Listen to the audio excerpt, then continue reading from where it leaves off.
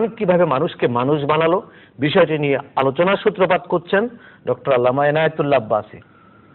আলহামদুলিল্লাহ ওয়াহদাহ ওয়াসসালাতু ওয়াসসালামু আলা মুহাম্মাদিন সাল্লাল্লাহু আলাইহি ওয়াসাল্লাম আল্লাযী মান লা নাবিয়্যা বা'দাহ আম্মা বা'দ قال الله عز وجل في القرآن العظيم تبارك الذي نزل الفرقان على عبده ليكون للعالمين نذيرا।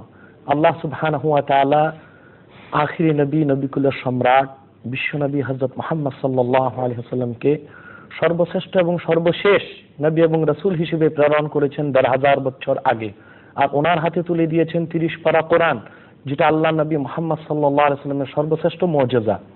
সে কোরআনের মধ্যে আল্লাহ পাক সকল সমস্যার সমাধান রেখে দিয়েছেন, কি জাগতিক কি পরজাগতিক, মানুষের জীবন চলার পথে ইহকালীন কল্যাণ এবং পরকালীন মুক্তির জন্য যা কিছু প্রয়োজন সবকিছুই আল্লাহ পাক কোরআন কারীমের মধ্যে ইরশাদ করেছেন। যেমন আল্লাহ পাক কোরআন কারীমে ইরশাদ করেছেন, ওয়ানাজ্জালনা আলাইকাল কিতাবা তিবয়ানাল লিকুল্লি শাইইন ওয়া হুদাও ওয়া রাহমাতাও ওয়া বুশরা লিল মুসলিমিন। মুহাম্মদ সাল্লাল্লাহু আলাইহি সাল্লাম, আপনার উপর আমি কোরআন অবতীর্ণ করেছি সকল কিছু সুস্পষ্ট ব্যাখ্যা হিসেবে এবং গোটা বিশ্বের সকল মানুষের জন্য শুভ সংবাদের বাহন হিসেবে, রহমতের কান্ডার হিসেবে এবং পথ প্রদর্শক হিসেবে। আমরা একটা ফোনটা ধরে নেই। জি বলুন। আসসালামু আলাইকুম ওয়া রাহমাতুল্লাহি ওয়া বারাকাতুহু। আসসালামু আলাইকুম স্যার, হুজুর থেকে বলতেছি। জি বলুন। জি আমার স্যার। আচ্ছা জি হুজুর, আমার প্রশ্ন হচ্ছে যে ইসলাম কি বলছে যে একটা পুরুষ কতটা বিয়ে করার জন্য, প্লাস বিয়ে করার পরে যদি সে প্রত্যেকটা তার বিয়ে করার পরে তার স্ত্রীকে একে একে সব ছেড়ে দিতেছে, তার জন্য কি রকম শাস্তি আল্লাহ তাআলা কিভাবে লিখছে? আচ্ছা ধন্যবাদ, শুনতে থাকুন, আমরা বলছি। জি। তো পবিত্র কোরআন কারীমে আল্লাহ পাক সকল সমস্যার সমাধান দিয়েছেন, আর সেই সমাধানগুলো ব্যাখ্যা করে দিয়েছেন বিশ্বনবী মুহাম্মদ সাল্লাল্লাহু আলাইহি ওয়াসাল্লাম, যেগুলোকে ধারণ করেছে হাদিস। অতএব প্রকৃতপক্ষে ইসলামের মূল সানাদ কোরআন ও হাদিস, এবং তার থেকে নিঃসৃত হয়েছে ইজমাই উম্মত এবং কিয়াস। আমরা আমাদের জীবনে যদি ইহকালীন কল্যাণ ও পরকালীন মুক্তি চাই, তাহলে সকল ক্ষেত্রেই পবিত্র কোরআন ও সুন্নাহের আশ্রয় গ্রহণ করতে হবে। ব্যাখ্যা হিসেবে আমরা ইজমাই উম্মত ও কিয়াসকেও গ্রহণ করে চলব। তো আমরা মোটামুটি প্রথম যে প্রশ্নটি এসছে, প্রশ্নের জবাব দিয়ে আপনার কাছ থেকে শুরু করি। যে এক ভাই বলেছেন দাঁড়িয়ে পেশাব করা আমাদের ধর্মে কি? এই ব্যাপারে আল্লামা ইবনে আবিদিন শামী ফতোয়া শামীর প্রথম খণ্ডে দীর্ঘ আলোচনা করেছেন। কোনো ওজর বা আপত্তি ছাড়াই যদি কেউ দাঁড়িয়ে পেশাব করে, এটা আদবের খেলাফ এবং মাকরুহ। কিন্তু বিশেষ কোনো ওজর যদি তার সামনে চলে আসে, অর্থাৎ এমন কোনো জায়গায় সে চলে গেল যেখানে বসার কোনো ব্যবস্থা নেই, কিংবা বসে পেশাব করলে তার কাপড় নাপাক হয়ে যেতে পারে, সেই মুহূর্তে সে ওজর হিসেবে দাঁড়িয়ে পেশাব করতে পারে। এবং দাঁড়িয়ে পেশাব করাটা কবিরা গুনাহের অন্তর্ভুক্ত নয়, এটা সগীরার অন্তর্ভুক্ত এবং মাকরুহ। আমরা আরো একটা বিষয় লক্ষ্য রাখতে পারি যে পেশাব করার ক্ষেত্রে কোনো ক্রমেই একজন ইমানদার যেন কেবলামুখী হয়ে আমরা পেশাব না করি, এবং কেবলাকে অর্থাৎ আল্লাহর ঘরকে বাইতুল্লাহকে পেছনে রেখে না করি। এ ব্যাপারে রাসূলুল্লাহ সরাসরি নিষেধ করেছেন, তোমরা কেবলাকে সামনে রেখে লা তাস্তাদবিরুহা ওয়া লা তাস্তাকবিলুহা ওয়ালাকিন শাররিকু আও গাররিবু। হুজুর বলেছেন তোমরা পূর্ব পশ্চিম দিকে পেশাব করো। তো এখন এই সময় বাংলাদেশ থেকে যদি আমরা পশ্চিম দিকে পেশাব করি তাহলে তো কেবলার দিকেই হলো, কিন্তু হুজুর যখন বলেছেন তখন কিন্তু কেবলা ছিল দক্ষিণে, এই জন্য হুজুর বলেছেন পূর্ব আর পশ্চিম দিকে পেশাব করো। তো আমরা যদি বাংলাদেশে করি তাহলে উত্তর এবং দক্ষিণ। আমাদের দেশে বাড়িঘরগুলো যখন আমরা করব, বাড়ির মালিককে অবশ্যই মাথা রাখতে হবে আমার বাড়ির যত ভাড়াটিয়া থাকবে কেউ যেন কেবলার দিকে পেশাব না করে, ওভাবেই পেশাব পায়খানাগুলো যেন আমাদের তৈরি হয়। তবে যেটা মাওলানা বললেন যে হ্যাঁ, ওজরের কারণে নিরুপায় হয়ে যদি কেউ দাঁড়িয়ে পেশাব করে সমস্যা নেই। জি বলুন। আসসালামু আলাইকুম ওয়া রাহমাতুল্লাহি ওয়া বারাকাতুহু। ওয়ালাইকুম আসসালাম। হ্যালো, আমার একটা প্রশ্ন ছিল যে রাগের মাথা কি একবার থেকে 2-3বার তালাক, এটা কি করতে হবে? রাগের মাথায় তালাক দিয়েছেন তাই তো? হ্যাঁ। আচ্ছা, তালাক শব্দটা ধরন কি ছিল? কোনো সংখ্যা উল্লেখ করেছে? না, কোনো সংখ্যা নাই, এভাবে বলা হয়েছে কারণে। আচ্ছা ঠিক আছে, আমরা বলছি, আপনি শুনুন। জি, আল্লামা আবুল কাসেম মোহাম্মদ ফজলুল হক, আমরা দ্বিতীয় প্রশ্নটি একটু মাথায় রেখে আপনার আলোচনা পবিত্র কোরআনের কি ভূমিকা মানবতা বিকাশে সেটা শুনতে চাবো আমরা। যে পুরুষ কটা বিয়ে করতে পারে এবং বিয়ে করার পর স্ত্রীর প্রতি তার দায়িত্ব যদি ছেড়ে দেয়, স্ত্রীকে সম্পূর্ণভাবেই ছেড়ে দেয়, যা ইচ্ছা তিনি তাই করবেন, এখন স্ত্রীর কৃতকর্মের অপরাধের কোনো দায় দায়িত্ব স্বামীর প্রতি বর্তাবে কিনা? বিসমিল্লাহির রহমানির রহিম। ধন্যবাদ আপনাকে।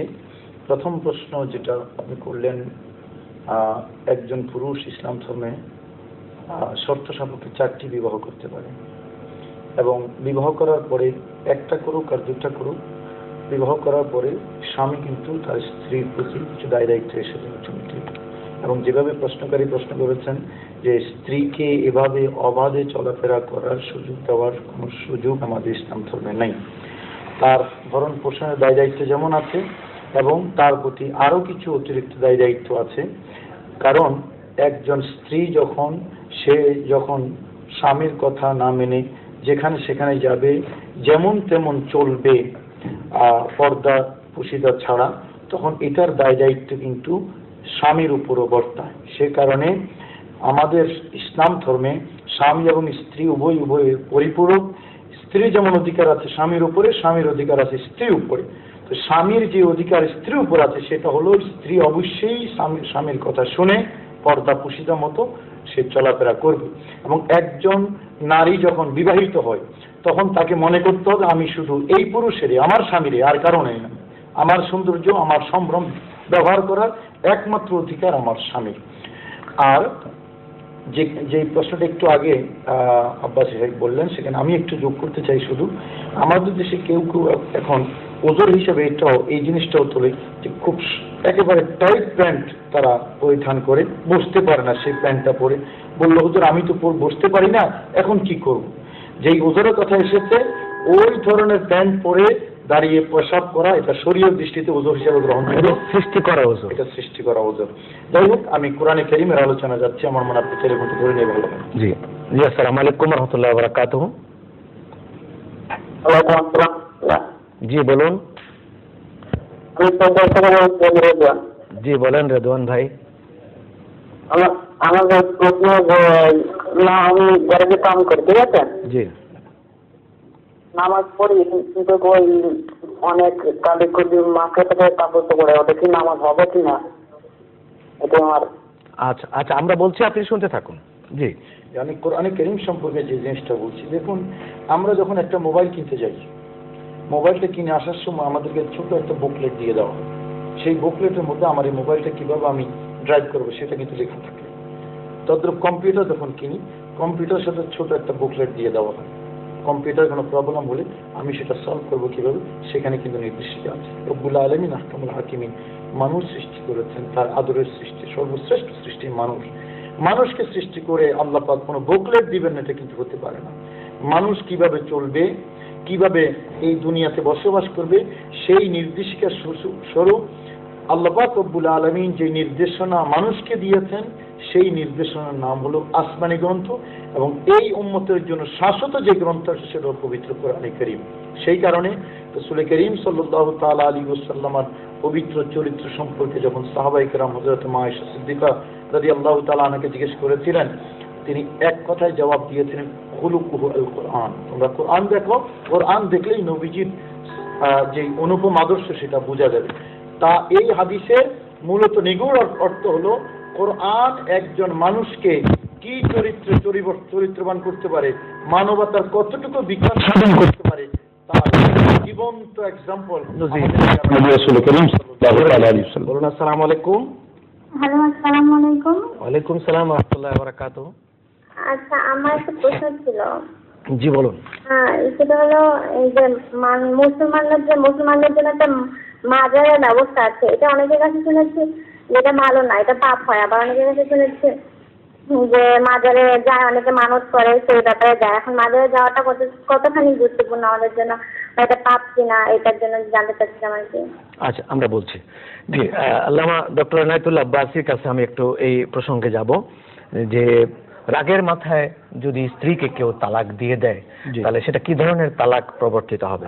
রাগের মাথায় হোক, এমনকি ফতোয়া স্বামীতে এসছে যদি নেশাগ্রস্ত কোনো ব্যক্তিও স্ত্রীকে তালাক দেয়, আর যে সংখ্যা উল্লেখ করে 3 তালাক দেয়, 3 তালাক পতিত হবে এবং সেই স্ত্রী তার জন্য হারাম হয়ে যাবে। হ্যাঁ, তবে এই কাজটি জায়েজ, যতগুলো কাজ আছে সবচেয়ে নিকৃষ্ট জায়েজ, তার মধ্যে সবচেয়ে নিকৃষ্ট জায়েজ রাসূলুল্লাহ উল্লেখ করে দিয়েছেন। অর্থাৎ ইসলামে তালাককে পরিপূর্ণভাবে নিরুৎসাহিত করা হয়েছে। আমি একটু এবং একসাথেও 3 তালাক দেওয়াটা ঠিক নয়। দিয়ে দিলে হয়ে যাবে, কিন্তু এটা বেদাতি তরিকা।